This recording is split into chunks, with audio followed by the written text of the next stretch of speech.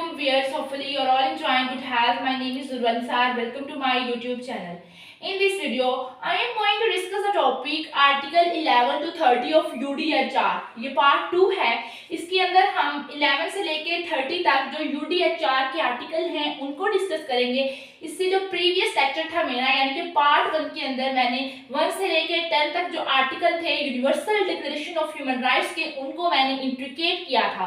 तो आइए स्टार्ट करते हैं अपना आज का लेक्चर. सबसे पहले हम देखते हैं कि आर्टिकल 11 किस चीज से डील करता है. तो right to consider innocent until proven guilty. अब जो आर्टिकल 11 है ये हमें प्रूवन गिल्टी के बारे में बताता है कि मतलब अगर कोई इंसान कोई जुर्म करता है जब तक उस जुर्म का सबूत नहीं मिल जाता तब तक आप उस इंसान को मुजरिम यानी कसूरवार नहीं ठहरा सकते. अगर कोई बंदा यानी कि जुर्म करता है जब तक उसका गुनाह साबित ना हो जाए तब तक वो इंसान इनोसेंट ही माना जाएगा आर्टिकल 11 के मुताबिक, और यानी कि आप उसको क्रिमिनल नहीं कह सकते.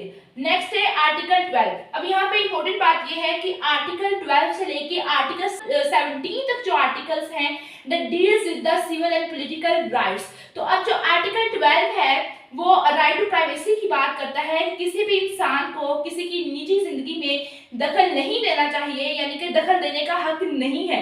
राइट टू प्राइवेसी इसका हक तो हमारा जो कॉन्स्टिट्यूशन ऑफ पाकिस्तान 1973 भी है वो भी हमें इसका हक देता है. मतलब कोई भी इंसान अपनी एक फैमिली स्टार्ट कर सके और फैमिली भी अपनी चॉइस से. ये आर्टिकल बड़े ना कंफ्यूज करते हैं स्टूडेंट्स को. तो जब आप इसको अपनी स्टेट के कॉन्स्टिट्यूशन के साथ रिलेट करके पढ़ोगे ना यानी कि अब जिस तरह कॉन्स्टिट्यूशन ऑफ पाकिस्तान 1973 है पाकिस्तान की कॉन्स्टिट्यूशन, इसकी अब जो आर्टिकल 8 से यानी कि फंडामेंटल राइट्स स्टार्ट होते हैं तो उसमें भी राइट टू प्राइवेसी का आर्टिकल है. तो जब आप उन आर्टिकल के साथ इनको रिलेट करके पढ़ोगे तो कोई भी चीज आपको टफ नहीं लगेगी.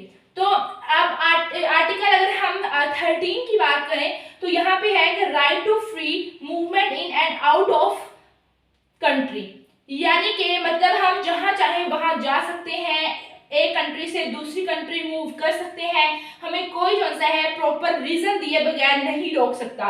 देन आर्टिकल 14 है right to asylum in other countries from prosecution.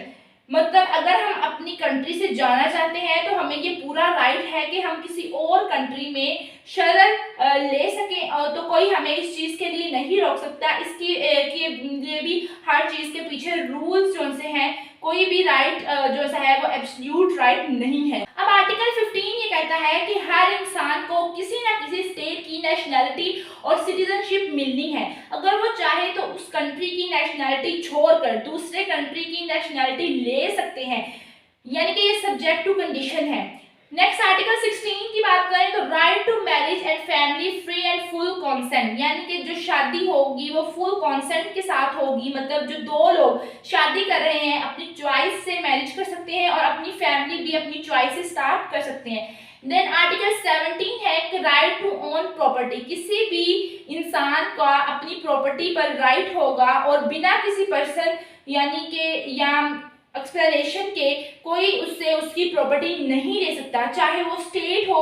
State को भी रीजन देना पड़ेगी अगर इसकी प्रॉपर्टी लेनी है. देन आर्टिकल 18 की बात करें तो आर्टिकल 18 को स्टार्ट करने से पहले मैं आप लोगों को यहाँ बता दूं कि article 18 to article 21 deals with the spiritual public and political freedom. ये यानी कि spiritual public and political freedom के साथ ये आर्टिकल डील करते हैं. अब आर्टिकल 18 कहता है freedom of belief and religion, मतलब हर इंसान अपनी चॉइस का मजहब चूज कर सकता है और इस पर यकीन रख सकता है, ये इसका हक है, कोई इसे फोर्स नहीं कर सकता.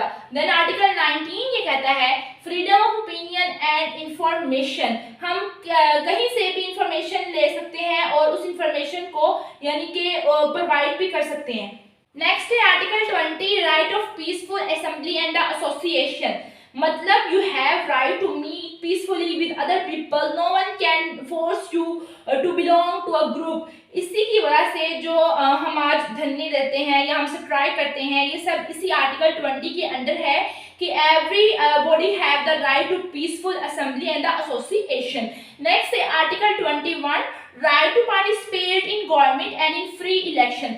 अब ये आर्टिकल 21 हमें डेमोक्रेसी का हक देता है कि सभी को अपनी गवर्नमेंट चुनने का हक है. मतलब हर इंसान जो है उसको हक है कि वो अपनी गवर्नमेंट फॉर्म करे, उसमें यानी कि गवर्नमेंट को फॉर्म करने में पार्टिसिपेट कर सकता है, यानी कि जिस कंट्री में वो रहता है वहां की गवर्नमेंट फॉर्म करने में मदद करे। नेक्स्ट है आर्टिकल 21, तो राइट टू सोशल सिक्योरिटी। अब आर्टिकल 22 से लेके आर्टिकल 27 जो है ये डील करते हैं social, economic and cultural rights के साथ। आर्टिकल 22 ये कहता है कि गवर्नमेंट को कोशिश करनी चाहिए कि हर इंसान को सोशल सिक्योरिटी मिलनी चाहिए, चाहे वो ओल्ड एज के हों, विडोज हों या वुमेन्स हों, मतलब सोशल सिक्योरिटी सबको मिलनी चाहिए। आर्टिकल 23 ये कहता है कि हम अपनी चॉइस से काम कर सके, मतलब एक जगह पर हम काम कर रहे हैं तो सबको इक्वल पे मिलनी चाहिए, सबको इक्वल ट्रीट किया जाए। अगर आप ध्यान दें तो हमारे यहाँ ये डायरेक्टिव प्रिंसिपल्स पर है कि मतलब आप मतलब अनएम्प्लॉयमेंट नहीं होना चाहिए। हमें हक है कि हम काम को डिमांड कर सकें, ट्रेड यूनियंस को हम ज्वाइन कर सकते हैं और ट्रेड यूनियंस के साथ अपनी एसोसिएशन रख सकते हैं। नेक्स्ट है article 24, right to rest and the leisure. इस आर्टिकल के अकॉर्डिंग हमारे नंबर ऑफ डेज और कितने वर्किंग आवर्स होने चाहिए ये सब डिसाइड होता है। अदरवाइज बहुत सालों पहले कोई वर्किंग डेज नहीं होते थे, कोई वर्किंग आवर्स नहीं होते थे, लोग 7 दिनों ही काम करते थे और आपके पास लिमिट नहीं थी कि आप कितना काम करवाएंगे, ना मतलब कि एम्प्लॉय करने की और ना काम से हटाने की।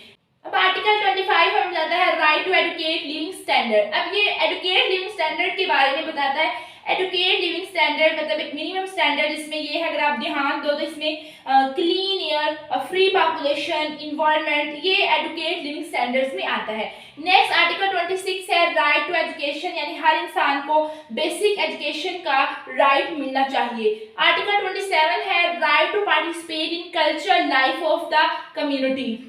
अब आर्टिकल 27 है कि जिस कम्युनिटी को मैं ज्वाइन करना चाहूँ ये मेरी अपनी चॉइस है, मैं उसकी कल्चरल लाइफ को एंजॉय कर सकती हूँ, मैं किसी कल्चर को फॉलो करना चाहती हूँ, मेरी अपनी क्या सोच है हम इसको डिसाइड करते हैं। देन हम आर्टिकल 28 की बात करें तो जो आर्टिकल 28 है यूडीएचआर का, वो right to a social order से रिलेट करता है। मतलब you have a right to the kind of world where you and all people can enjoy these rights and the freedoms. Next है आर्टिकल 29 एंड आर्टिकल 30। अब ये जो article 29 and article 30 हैं ये फाइनल आर्टिकल्स हैं। अब आर्टिकल 29 ये कहता है कि everyone has duties where free and full development of his personality is possible.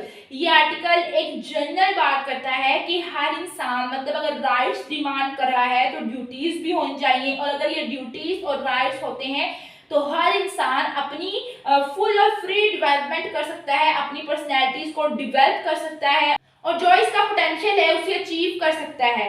अब लास्ट आर्टिकल जो 30 है वो ये कहता है कि ऐसा कुछ भी इस डिक्लेरेशन में नहीं है जो कि स्टेट को रोकता है किस काम के लिए कि वो group or person any right to engage in any activity or to perform any act carried at the destruction of the any rights and freedom set freedom set fourth in the declaration. तो ये ऐसा कोई भी काम नहीं कहता जो किसी को रिस्ट्रिक्ट करे उसके राइट्स और फ्रीडम से, जो कि उस कंट्री ने किसी भी इंडिविजुअल्स को ग्रांट किए हैं। तो ये डिक्लेरेशन किसी को रोकने के लिए नहीं है, किसी को रिस्ट्रिक्ट करने के लिए नहीं है, बल्कि एक गाइडलाइंस की तरह दिया गया है जो कि हर कंट्री के लिए एक बेसिक कोड ऑफ कंडक्ट है। इतने सालों में इसकी जो वेटेज है वो लॉ ही की तरह हो गई है। तो ये था मेरा आज का लेक्चर, होप सो आपको अच्छा लगे।